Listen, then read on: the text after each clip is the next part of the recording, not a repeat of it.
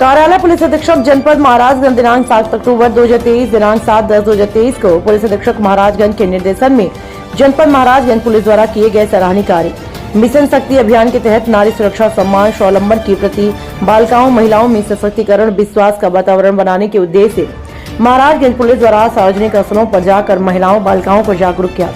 Maharajganj police द्वारा bank, ATM, वित्तीय प्रतिष्ठान आदि की सघन चेकिंग कर आसपास खड़े संदिग्ध व्यक्तियों वाहनों की चेकिंग की गई।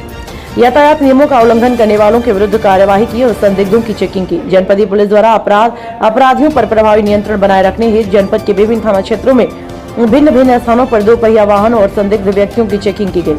चेकिंग के दौरान 2 पहिया वाहनों पर 3 सवारी बिना हेलमेट लगाए, बिना अनुज्ञप्ति सवारी, गाड़ियों में क्षमता से अधिक सवारी बैठाने, तेज गति से वाहन चलाने, समय यातायात नियमों का उल्लंघन करने पर 139 वाहनों का चालान किया। वहीं शांति भंग की आशंका के मद्देनजर पुलिस द्वारा कार्यवाही की गई।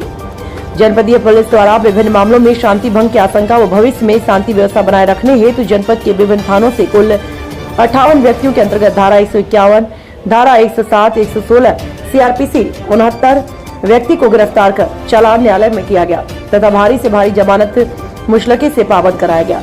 दिखाते हैं पूरी खबर विस्तार से। सर, जमीन से जुड़े हुए मसलों को लेकर शासन से क्या निर्देश मिले हैं, उन मसलों को निपटाने के लिए और किस तरह की शुरुआत कर दी गई? देखिए, शासन से सभी जनपदों में जमीनी संबंधी मामलों में कालिक रूप से सभी मामलों के निस्तारण के निर्देश प्राप्त हुए हैं।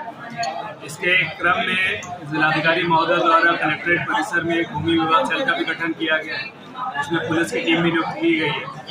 इसके अलावा हमारे जनपद में विगत 10 दिनों से सभी विभिन्न गांव जिसमें अधिक विवाद है वहां पर चौपाल लगाते हुए उसके अंतर्गत भी कार्रवाई की जा रही है, जिसमें एडीजी महोदय के स्तर से भी एक विस्तृत निर्देश दिए गए हैं, जिसमें विवादित जहाँ भी विवाद है उनको चिन्हित करते हुए उसमें आवश्यक निरोधात्मक कार्रवाई और वैधानिक कार्रवाई करने के निर्देश प्राप्त हुए हैं, जिसके अंतर्गत भी कार्रवाई प्रचलित है और आने वाले समय में इसी प्रकार से अधिक मामलों का निस्तारण कराते हुए उन सभी में आवश्यक कार्रवाई की जाए। सर, कभी कभी ऐसे मामले आते हैं सर, थानों तक जमीन से जुड़े मामले में पुलिस की कहीं ना कहीं लापरवाही देखने को, अगर ऐसी कोई लापरवाही मिलती है उस पर किस तरह की कार्रवाई की जाए? देखिए, अभी जो भी किसी प्रकार का भी कोई मामला आने पे अथवा हम लोग सभी अधिकारीगणों के पास आता है तो उसमें पर्याप्त कार्रवाई करने के निर्देश प्राप्त है। अगर कहीं पे भी इसमें लापरवाही बरती जाएगी तो उसके अंतर्गत उस पर कार्रवाई भी की जा रही है और भविष्य में भी इस प्रकार की कार्रवाइयाँ जारी रहेंगी।